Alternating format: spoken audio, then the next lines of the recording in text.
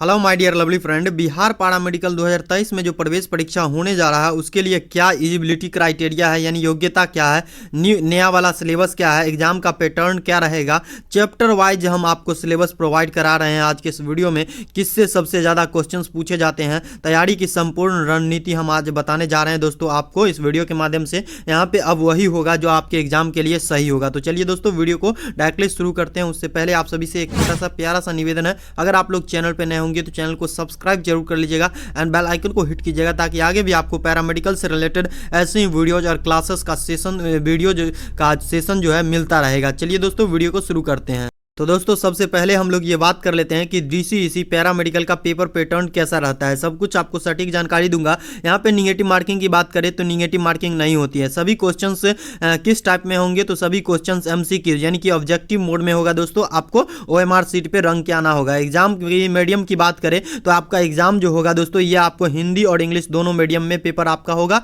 Paper आएगा, जो बच्चा इंग्लिश से होगा, जो बच्चा इंग्लिश जानता होगा वो इंग्लिश में एग्जाम देगा, जो बच्चा हिंदी जानता होगा वो हिंदी में एग्जाम देगा। अब यहाँ पे बात करते हैं कि यहाँ पे इंपोर्टेंट डेट्स क्या क्या है। इंपोर्टेंट डेट्स यानी कि यहाँ पे हम बात करते हैं कि इसका पैरामेडिकल का फॉर्म कब आएगा, है ना।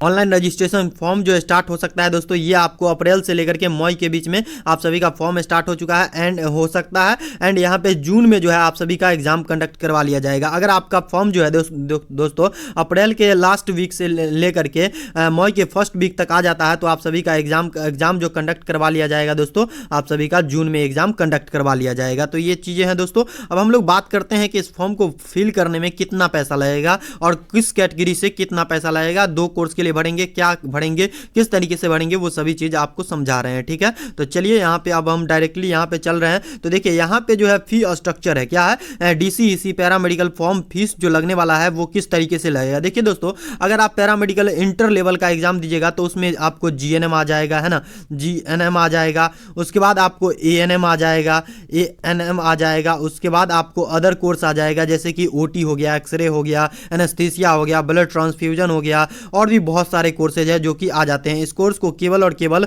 गर्ल्स लोग ही कर सकती है, गर्ल्स लोग ही कर सकती है इस कोर्स को, केवल और केवल ध्यान दीजिएगा। ठीक है, आगे बात करते हैं कि इस पीएम में, ये सभी पीएम में आता है यानी पैरामेडिकल इंटर लेवल में आता है। पैरामेडिकल मैट्रिक लेवल में केवल और केवल ड्रेसर कोर्स आता है, तो उसका किस तरीके से है सब चीज मैं आपको समझाऊंगा। ठीक है, तो चलिए दोस्तों वीडियो को जो है डायरेक्टली शुरू करते हैं। तो चलिए यहाँ पे देख सकते हैं कि आप सभी को पैरामेडिकल के फी स्ट्रक्चर के बारे में एक यहाँ पे प्रोवाइड किया गया है। तो देखिए अगर आप जनरल कैटेगरी से आते हैं, बीसी से आते हैं, ईबीसी से आते हैं तो आपको कितना पैसा लगेगा। अगर आप पीएम यानी पैरामेडिकल के लिए खाली भरना चाहते हैं तो आपको जो है 750 रुपया फॉर्म फी लगेगा। ठीक है, उसके बाद अगर एससी कैटेगरी से कोई बच्चा आता है, एसटी से आते हैं और वो दिव्यांग कोटा से भी आता है तो दिव्यांग कोटा के लिए जो है 480 रुपये का फीस पेमेंट करना पड़ेगा पैरामेडिकल फॉर्म के लिए। ठीक है, आगे बात करते हैं कोई बच्चा जनरल से आता है, बीसी से आता है, ईबीसी से आता है और वो दोनों पैरामेडिकल इंटर लेवल और पैरामेडिकल मैट्रिक लेवल दोनों लेवल भरना चाहते हैं तो उनको जो है यहाँ पे 850 रुपया का पेमेंट करना पड़ेगा। ठीक है,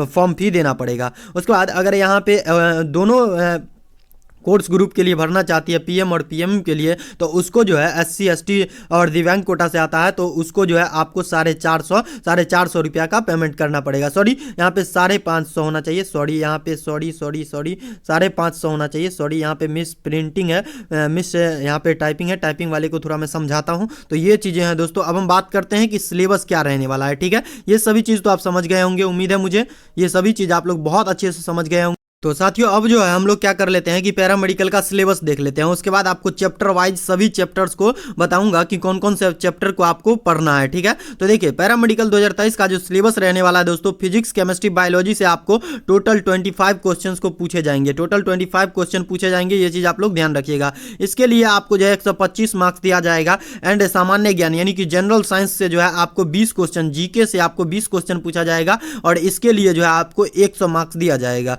उसके बाद यहाँ पे मैथमेटिक्स से आपको जो है 15 क्वेश्चन पूछा जाएगा और टोटली इसके लिए मैथमेटिक्स के लिए जो है 75 मार्क्स निर्धारित किया गया है। उसके बाद इंग्लिश के लिए जो है आपको 15 क्वेश्चन इंग्लिश से आपको पूछा जाएगा एंड इसके लिए जो है इंग्लिश के लिए 75 मार्क्स निर्धारित किया गया है। उसके बाद हम बात करते हैं हिंदी के लिए जो है दोस्तों, यहाँ पे हिंदी के लिए 15 क्वेश्चन, हिंदी से आपको 15 क्वेश्चन पूछा जाएगा और इसके लिए 75 मार्क्स निर्धारित किया गया है। टोटल आपको 90 क्वेश्चन पूछे जाएंगे और 90 क्वेश्चन के लिए जो है दोस्तों यहाँ पे 450 मार्क्स निर्धारित किया गया है। ठीक है, ये चीज़ें आप लोग समझ गए होंगे मुझे उम्मीद है। तो आगे हम बात करते हैं कि ये सभी चीज़ तो मैंने बता ही दिया कि निगेटिव मार्किंग होती है या नहीं, फॉर्म भरने में कितना पैसा लगता है, फॉर्म कब आएगा, ये सभी चीज़ तो समझा दिया। अब हम बात करते हैं कि यहाँ पे साइंस में, जनरल साइंस में फिजिक्स, केमिस्ट्री और बायोलॉजी से जो है यहाँ पे कौन कौन चैप्टर से सवाल आता है, जीके में आपको कौन से चैप्टर से सवाल आता है, मैथमेटिक्स में आपको कौन कौन से चैप्टर पढ़ना है, इंग्लिश में आपको कौन चैप्टर पढ़ना है, हिंदी में आपको कौन चैप्टर पढ़ना है ना। तो ये सभी चीज़ के बारे में बात करते हैं। तो चलिए दोस्तों सबसे पहले हम लोग बात कर लेते हैं सामान्य ज्ञान यानी जनरल से आपको जो है टोटल 25 क्वेश्चन पूछा जाएगा। कितना टोटल आपको जो है 25 क्वेश्चन पूछे जाएंगे। 25 क्वेश्चन यहाँ पे जीके से आपको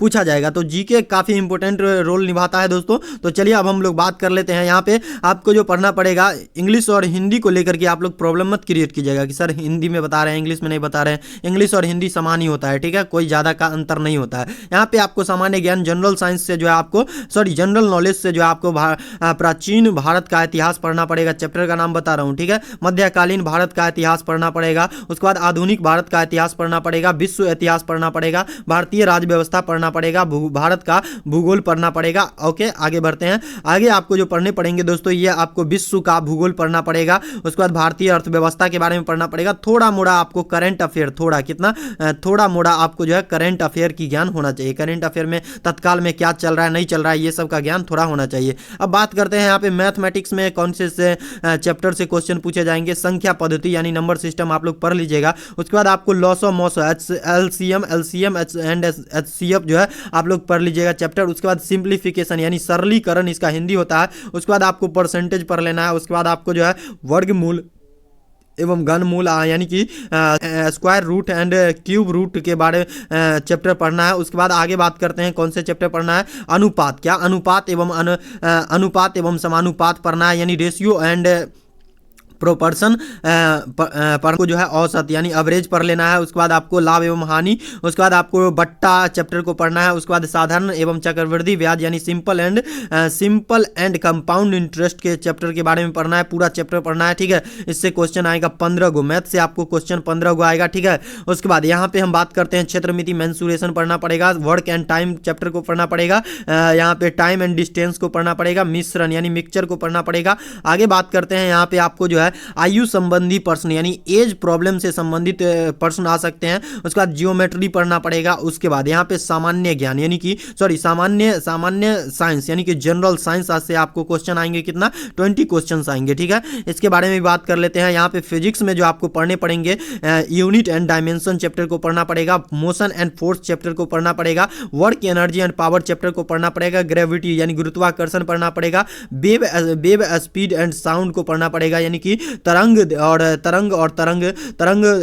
गति, तरंग दैर्घ्य भी इसी में आ जाएगा, है ना। उसके बाद ध्वनि यानी साउंड। उसके बाद यहाँ पे हीट चैप्टर को पढ़ना पड़ेगा, यानी उष्मा चैप्टर को पढ़ना पड़ेगा। आगे बात करते हैं दोस्तों, आगे आपको जो है प्रकाश यानी कि लाइट चैप्टर को पढ़ना है। स्थिर विद्युत की यानी कि आपको स्टैटिक इलेक्ट्रिसिटी चैप्टर को पढ़ना है। उसके बाद आपको जो है विद्युत धारा यानी इलेक्ट्रिक करंट चैप्टर को पढ़ना है। उसके बाद विद्युत चुंबकीय प्रभाव यानी इलेक्ट्रोमैग्नेटिक इफेक्ट को चैप्टर को पढ़ना है। अर्धचालक एवं डायोड चैप्टर को पढ़ना है। सेमीकंडक्टर एंड डायोड चैप्टर को पढ़ना है फिजिक्स में। उसके बाद आपको केमिस्ट्री यानी रसायन विज्ञान में जो पढ़ना है, आपको पदार्थ की प्रकृति यानी नेचर ऑफ मैटर चैप्टर को पढ़ना पड़ेगा। एटॉमिक स्ट्रक्चर यानी कि परमाणु संरचना चैप्टर को पढ़ना पड़ेगा। रेडियो सक्रियता यानी कि रेडियो एक्टिवेशन चैप्टर को पढ़ना पड़ेगा। आगे बात करते हैं, आगे जो है आपको केमिकल बॉन्डिंग पढ़ना पड़ेगा, केमिकल बॉन्डिंग। उसके बाद आपको जो है तत्वों का आवर्त वर्गीकरण, पीरियोडिक क्लासिफिकेशन ऑफ एलिमेंट के बारे चैप्टर के बारे में पढ़ना पड़ेगा, पूरा चैप्टर, ठीक है।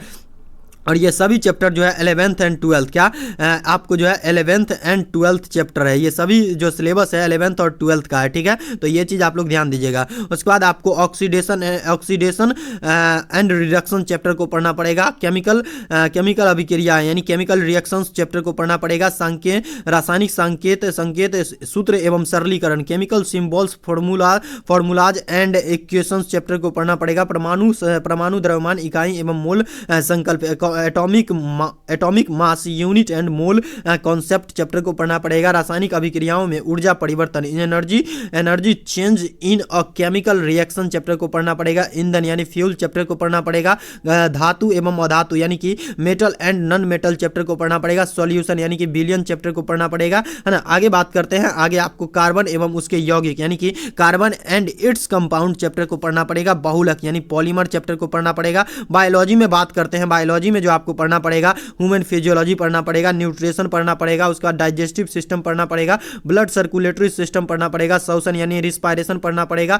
एंड उसके बाद जो आपको पढ़ना पड़ेगा nervous system and gland chapter को पढ़ना पड़ेगा। आगे जो आपको पढ़ने पड़ेंगे दोस्तों, ये कौन कौन से चैप्टर है, कंकाल तंत्र स्केलेटल सिस्टम चैप्टर को पढ़ना पड़ेगा। प्रजनन तंत्र रिप्रोडक्टिव सिस्टम, इसमें तो बच्चे लोग को बहुत मजा आता है। डिजीज चैप्टर के डिजीज के बारे में पढ़ना पड़ेगा। सेल के बारे में पढ़ना पड़ेगा। आनुवंशिकी जेनेटिक्स चैप्टर को पढ़ना पड़ेगा। मानव संवेदी अंग यानी ह्यूमन सेनेसरी ऑर्गन, जैसे कि सेनेसरी ऑर्गन में आपको ये स्किन आ जाता है और भी 5 गो आता है, ठीक है। टैक्सोटोमी यानी कि वर्गीकी चैप्टर में जो है वर्गीकी ये ब्रांच है बायोलॉजी का, और इसमें जो आपको पढ़ना पड़ेगा दोस्तों बायोलॉजी का ब्रांच है वर्गीकी यानी टैक्सोटोमी। इसमें जीवों का वर्गीकरण क्लासिफिकेशन ऑफ ऑर्गेनिज्म के बारे में पढ़ना पड़ेगा। एंड आगे जो आपको पढ़ने पड़ेंगे दोस्तों जगत वर्गीकरण यानी क्लासिफिकेशन ऑफ किंगडम के चैप्टर को पढ़ना पड़ेगा। जंतु जगत यानी एनिमल किंगडम को पढ़ना पड़ेगा। फंगी किंगडम यानी कि कवक जगत को पढ़ना पड़ेगा। वायरस एंड जीवाणु यानी बैक्टीरिया एंड वायरस को पढ़ना पड़ेगा,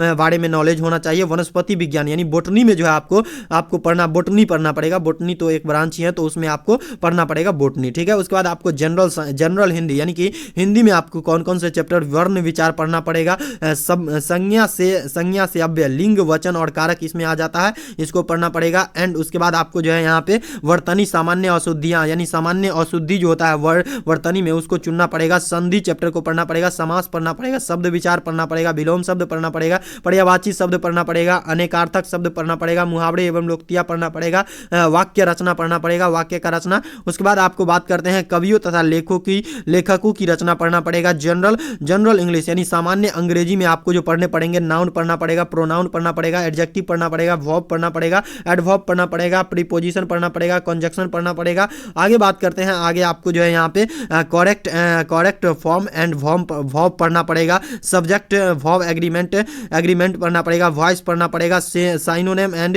एंटोनिम्स पढ़ना पड़ेगा। वन वर्ड सब्स्टिट्यूशन पढ़ना पड़ेगा। स्पेलिंग टेस्ट भी आपको, स्पेलिंग टेस्ट से 1 से 2 क्वेश्चन आपको देखने को मिल सकता है स्पेलिंग टेस्ट से, ठीक है। उसके बाद आपको जो है यहाँ पे आइडोम्स एंड फ्रेज पढ़ना पड़ेगा। उसके बाद यहाँ पे टेंस पढ़ना पड़ेगा। टोटल आपको इंग्लिश में जो है 5 चैप्टर को पढ़ना पड़ेगा। Best of luck my dear lovely friend, आप सभी को लिख दिए हैं। तो आप लोग अगर तैयारी करना चाहते हैं तो आप लोग हमारे चैनल से जुड़ सकते हैं। आपको हमारे चैनल पे जो है डेली शाम को 7:30 बजे जो है आपको लाइव क्लासेस दी जाती है। डेली शाम को 7:30 बजे लाइव क्लास का आयोजन किया जाता है। आप लोग जुड़ सकते हैं और अपनी तैयारी को बेहतर कर सकते हैं। तो दोस्तों मुझे उम्मीद है कि आज का ये वीडियो आपको इन्फॉर्मेटिव लगा होगा। अगर आज का ये वीडियो आपको इन्फॉर्मेटिव लगी हो, अच्छी लगी हो, पसंद आई हो, तो इस वीडियो को एक प्यारा सा लाइक जरूर कीजिएगा। एंड चैनल पे नए होंगे तो चैनल को भी सब्सक्राइब कीजिएगा और हमारे दिए गए व्हाट्सएप नंबर पे एक बार कांटेक्ट करके जरूर पूछ लीजिएगा आपको कोई भी डाउट्स होगा तो।